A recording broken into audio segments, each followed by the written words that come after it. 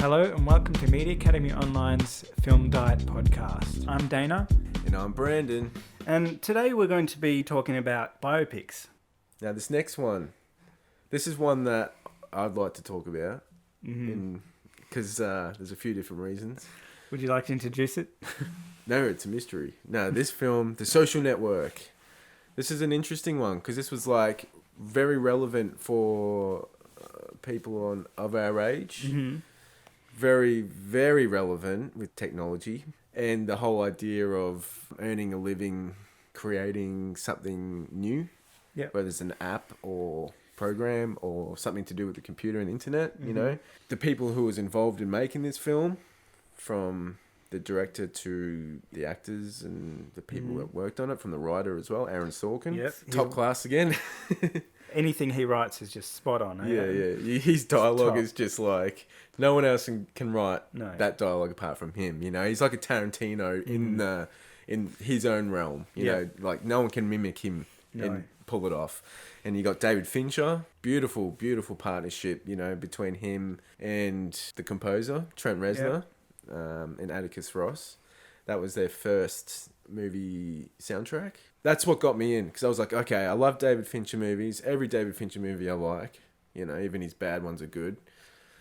And Trent Reznor, Nine Inch Nails, is one of my favourite bands. So I was like, okay, I'm there, first day. And I went and saw it first day, and I wanted to go see it as many times as I could. I think I saw it 2-3 times at the cinema, just to experience the sound and the visuals, because from the directing to the sound to the acting with Jesse Eisenberg, Andrew Garfield, and that was their kind of jump off point where they sort of became serious actors. You know, you even had Justin Timberlake in it, who I was like a bit dodgy on at the start. I was like, oh, really? But then I was like, within a couple minutes, I was like, wow, fits perfectly. 100%. Armie Hammer playing twins. How they did that, just brilliant. David Fincher is a master at including the effects and doing it in such good ways. That's the thing, because the film itself, it felt very stripped back. Like the cinematography and everything was quite, it felt simple, basic, but there was still a lot to that. If not, probably more work went into that than your average blockbuster. I'm telling you, like, Fincher does 100 takes sometimes, you know. Trying to make something that looks realistic, but that we don't notice. We can watch a Marvel film and we know it's not real, but there's certain films like this one that will do small little tricks that we don't even realize wasn't real because they put small little elements in it. The way they put that Armie Hammer's face on the other actor, you know, and just that whole scene when they're rowing in the boat, and that's all effects. Like, I can't remember exactly how they did it because it's that impressive and that full on, and I'm not an effects guy, you know, through and through. Like, I understand when they talk about it, but wow, like, there's a documentary behind the scenes on that scene and how they constructed it, and will blow your mind, because I thought that was real. Like, I seriously thought that was real. I didn't know how they achieved it. I was like, fuck, it just seems so out of this world, but it looks so real, but it's effects heavy. That was kind of when digital technology was coming around too, so that was that film was digital. I'm pretty sure that was filmed on the Red. I think so. Great use of digital technology. Once again, David Fincher's very good at doing these things at the right time, because he's a big film guy. I think he used to love shooting on film, but when there's some good piece of new technology, he'll jump on it and then use it. There's a few people who say they've changed the story in the film a bit much. However, the story they told, very well done. Yeah, I mean, if you're going to take anything away from the film, would be probably its inaccuracies with the real Mark Zuckerberg, the others. But as a film, once again, I give that high marks, because that was just, on a technical standpoint, and all the others, you know, it's just brilliant. It told us a solid story well. As we've said, the script is solid. Oh, Aaron Sorkin, he's a magician when it comes to that kind of dialogue. He just understands words so well. It's beyond me. Like, I can't even wrap my head around how you can do that. How do you explain a simple scene? It might just be a very simple, basic scene, and we might write a script, and it's just like, it is what it is. We're explaining it along the way, you know. And then in his scene, it might go 5 different places before it gets to the end, where we just go from one point to another. He's just all over the place, and the different emotions throughout it. And you just don't know where the scenes are going, and that's great. Yeah, true. Yeah, and just the way the actors deliver those lines. So it also had Rooney Mara, who ended up going on to play the girl in the dragon tattoo in the Fincher one. Yep. And she plays Zuckerberg's girlfriend at the start. Mm-hmm. But just that intro of them talking, like, you're either going to like it or you're not. Because the way the dialogue is and the way it's done, you know, I know a lot of people, I think Louise, my partner, struggled with it a bit just to sort of get on board and just know what they're saying. Because they're just talking, you know, all this sort of shit. I mean, that's Aaron Sorkin. Another one of Aaron Sorkin's the Steve Jobs ones we were talking about before. Again, it's all dialogue. There's not much of a story. It's just dialogue. But you almost a fly on a wall in these films. And you're just observing people talking and interacting. And you just got to take what you can. Yeah. And you're not going to get it all in one watch. Like, that's why I had to watch it multiple times. Because I was just trying to pick apart what they're saying. Yeah, and there's little Easter eggs that you don't notice. And that's the beauty of these films. They're so detailed. And they're so thorough and well made, you know. They're just, they got so much heart in them. You know, the people are making them.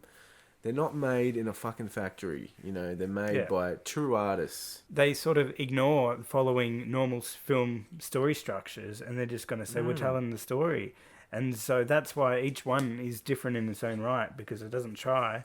You know, they might try and very loosely follow 3 acts or whatever it might be, but for the most part, they're just trying to tell a story and take you on a journey, and that's the best part about it. And I firmly think this one is my favourite. You've said that for every other one, but that's fine. Yeah, right. Okay. Well, I'm going to say this one is my favourite because this is the one, it's the non-musical one. That's my favourite. Mm-hmm. All right. I think this one mainly just because the people involved. Yeah. Basically. Mm-hmm. I'm biased. I guess we'll quickly talk about one that was a very small film, but ended up winning a lot of awards, The King's Speech. Yeah, I've only seen this like one time fully, and a few other times I've seen bits on the TV and stuff. But it was massive when it came out. It was huge. Yeah, it was an English one. The director is he's very classy director. Yeah, the director, Tom Hooper, that was kind of his first debut of doing like a feature film. And he went on to do some creative works. He did the musical Les Miserables. Which I think is shot really well, but I don't like Russell Crowe singing. Yeah, it was shocking. It is painful. I know. I actually watch it just to laugh at it.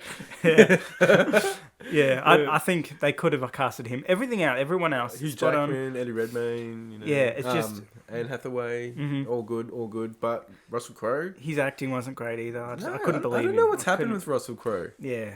After A Beautiful Mind. Yeah, no, I saw him in an interview on TV, and he's gone all fat and stuff. So I don't know what's going on with that guy. He's lost the plot. Normal Aussie bloke now. Yeah.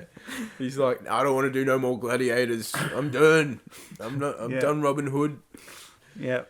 Then he went on and did The Danish Girl. I haven't seen that yet. Oh, you haven't? No. Story about sex change and with that. Totally. It was a very good film. Cool. Watch it with again. Yeah. Watch it with open minds, and you'll really enjoy it. Excellent.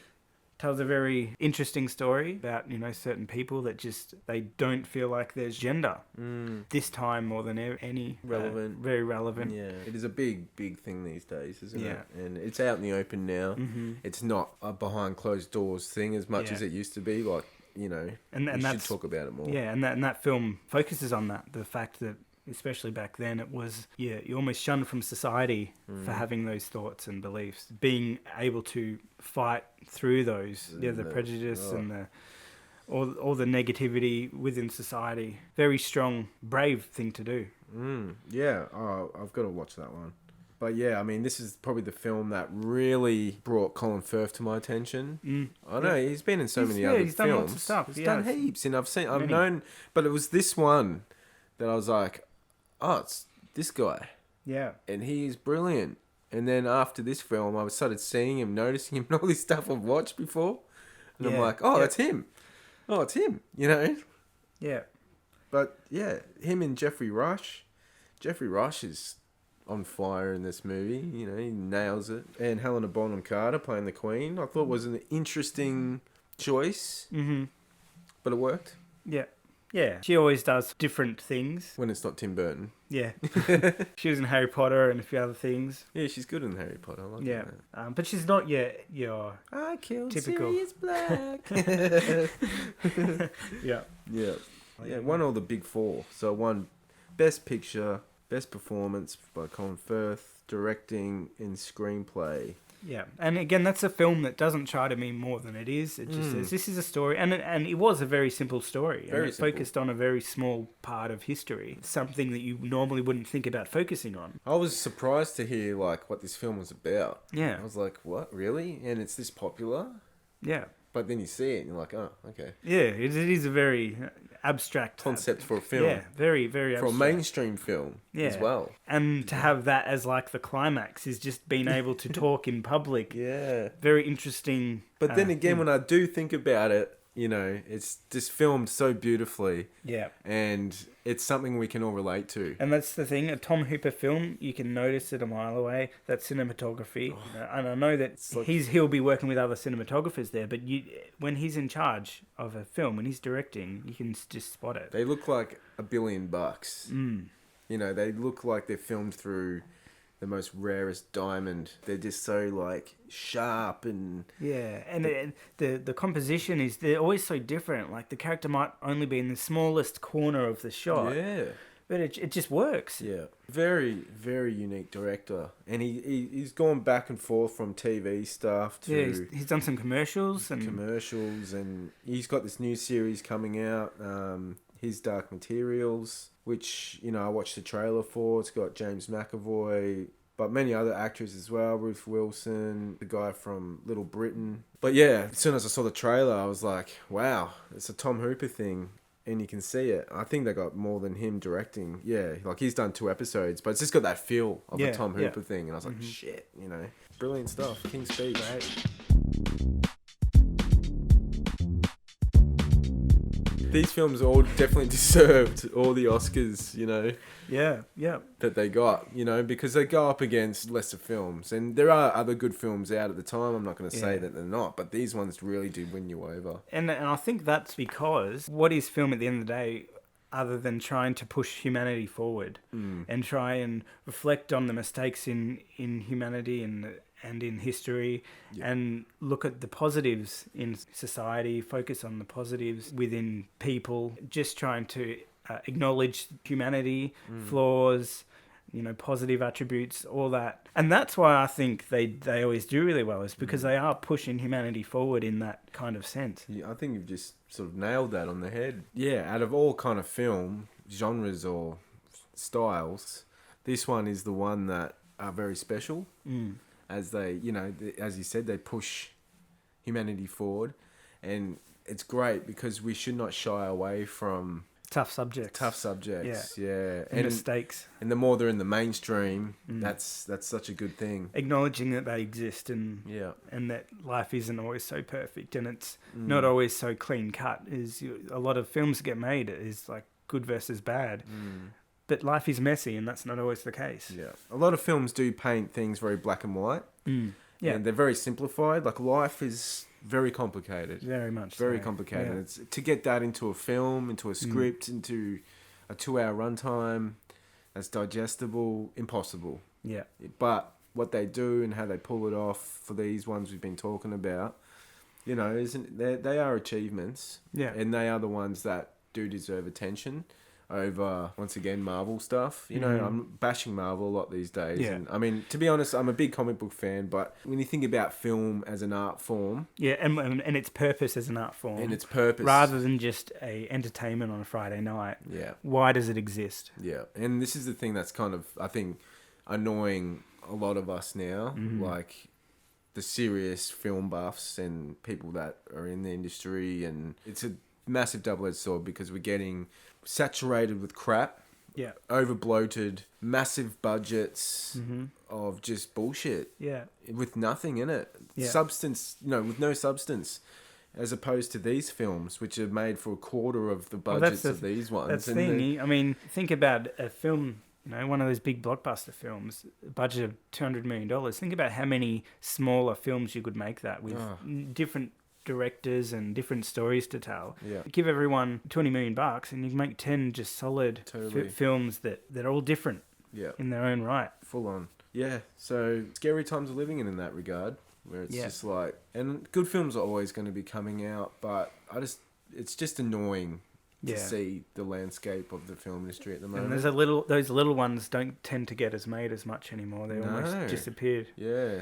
Which is sad. I mean, we had Green Book, which was, you know, I'm not even sure how true that is. Yeah. You know, but it's based on a true story.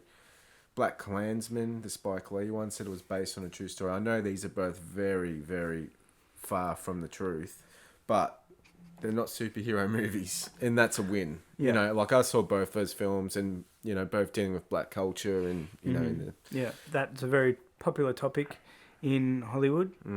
Understandably, why the whole. Oh yeah, totally. You know, it's a big deal. Yeah, especially in America. Totally, it should be a big deal here as well in Australia. Yeah, it is. I mean, we have our own indigenous race, Aboriginals. That's right. Yeah. Aborigines having a hard time and cruel things that have happened, and we've had films about that too, like Rabbit Proof Fence. Great film. Solid film. 10 Canoes. In those films, you know, they're the ones that you actually walk away with something. Yeah, it's a film you look at and you try and put your mindset in the time and think about what it's like. Well, what it would be like to be living in that time and see that happen. And, I mean, we all watch it and think we wouldn't let that happen. But that's the thing. The society said this was okay at the time. Yeah. You know, and we've had it, even just in Australia, we've had a lot of things. Like, there was, like, the white person actor, whatever they called it, where it was trying to keep Australia white. Yeah. And that was I mean, we still got it today. I mean, to be honest, this is going to get all controversial now, and people are going to start getting all yancy about shit, but fuck it. I'm going to talk about it. You know, when I watch TV, Home and Away or Neighbours, which I don't watch, but when I've watched these in the past and growing up in Australia as you know, my dad's from Sri Lanka, my mum's got English background. Yeah. And I'm not white, you know, I've got colour. I look like an Indian or something, but not a full Indian. I look sort of half Sri Lankan, I suppose. But yeah, when I'm watching TV and stuff when I was growing up, to be honest, it was like 99.9% white people. And it still is. Still is, yeah. And that just sickens me. There's a few dramas that have been funded by Screen Australia or whoever it might be, one of the governing bodies. That they're starting to sort of recognise that. But if you look at like the commercial... Yeah. Films, TV shows, or whatever it might be. News presenters, game show hosts. Home and Away neighbours, all those kind of things. All the primetime stuff, the block, you know, you name it. Always the same people as well. You're seeing the same white dude. Yeah. You know, and I'm just sick of it. I don't watch TV anymore. And, me neither. And, you know, I don't want to be all Haiti and stuff, but, you know, it's true. Yeah. Need more diversity. I mean, Australia's built on a diverse culture. Yeah, we're supposed to be acknowledged and accepting and... That's right. You know, we got this laid-back attitude in Australia. We're known for that. But then when it comes to touchy subjects like this, everyone starts to get closed-minded and everyone starts to get afraid to speak out. And it's very odd because you think about how many Asians we got. Think about how many Indians we got. Think about how many... Whatever... Think about any nationality, and there's so many in society. There's so many that live within Australia, especially in Victoria where we are. Absolutely. You see them anywhere. We've got Italians, Greeks, we've got everything. And it's not even something we think about. They are Australian. It doesn't matter who they are, and that's kind of how we perceive it as people. But it feels like the entertainment industry... It's way behind. And it's almost like it was in that blackout period when they didn't let immigrants in the country. It feels like that's where we're still at times when you watch. And I don't know if that's because the films or TV shows such as like Neighbours and Home and Away, they get aired in other countries and they're trying to paint a picture of Australia as whatever they might want it to be. And I don't know if that plays a part. It probably does, where it's trying to paint Australia as, you know, this, you know, all Aussie. The typical stereotype. It's there. You know. Typical and it's Aussie just not beach. That. Yeah. It is not that. I mean, you do find that here, just like you do in other countries. But to be honest, we're so far from that now. Yeah. Coming back to the Hollywood industry, with these kind of biopics, they will discuss it and they will focus on it with a magnifying glass and say, look, this exists. And so does Australia in some sense. Yep. But not as much. No. Not in the commercial industry. And Screen Australia push it, and then that's great. But in terms of the commercial, what you see on TV, still behind, personally, I think. Oh, totally. And I mean, even in England and places like that, from my experience anyway, like I've watched I love British humour, and I watch a lot of their comedy programs and whatnot. And they've had diverse roles, but, it is predominantly white people as well.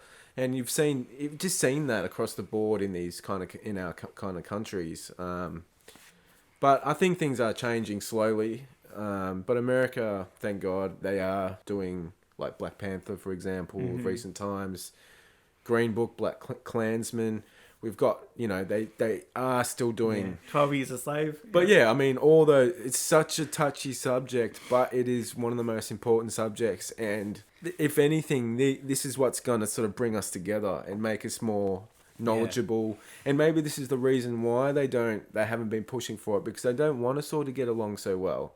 Yeah. They want us to be anxious and nervous and bickering amongst each other, and they want us to be kind of culturally segmented. They don't want us to be united, you know, and this is one of the tactics from whoever, whatever is using to sort of keep us down as a race. Call me a conspiracy theorist. Well, I mean, it's that whole thing, not so much in Australia, but like in America, you get certain cities where one side of the road is just mansions and the other side of the road is just like slums. Yeah. And it's the whole segmented mindset that creates that, where they say this side of the road is for rich people and this side of the road is for poor people. It's the whole mindset that you belong here or you belong here, and you can't belong in both. Yeah. And it's all about class and it's all about race. Unfortunately, classism is a big thing in the social world, in the human race. And yeah, it's something that we kind of need to sort out. It's one of our undoings. We're a very powerful race, you know. And this is something that's sort of holding us back. And maybe that's an interesting point, that maybe we need to start to see some biopics like this that focus on the fourth cleaner that cleans the toilets of somewhere, rather than always focusing on these big people who've done amazing things. Maybe focus on smaller people that have done great things in their life, in their own setting. Smaller stories, but true stories. Yeah, that's right. Talking about class, jobs, people look down on people who, might, be a cleaner, or they might be, whatever job that might be, they tend to get looked at in different ways, depending. Which I know firsthand, because I've done many cleaning jobs in my life. Well, there you go. I've cleaned primary schools, I've, whatever cleaning job I've been doing, cleaning toilets or whatever, you just know it automatically. Yeah, and there's some jobs that are like that, lesser paying ones, or it might be holding up the stop sign or whatever the job might be. And then there's other jobs, like being a doctor or something. Society will look at you different depending on what you're holding. You could get a CEO of a big, giant corporation, put a vest on him and a lollipop stick, chuck him out on the street, and he'll get looked at very different to what he's used to. To what he's used to. Like, very interesting. And then maybe there's a story there in itself. Yeah. Lots. We could talk about this sort of stuff all day, but, this is very political, and... people get very funny, once again, about these topics, but it's good. We're not just talking about mundane crap. I think this is important. And I think people out there that listen to this or are talking about these topics and aren't shying away from it is good. I think we need more of it. Yeah. Well, I guess that'll be it for today's podcast. Make sure that you keep an eye out on our YouTube channel. We'll have more content coming soon, and I guess we'll talk to you later. In the future. Till then, adios. I don't know if I can say that word. Deservedly so. It's a hard one to say.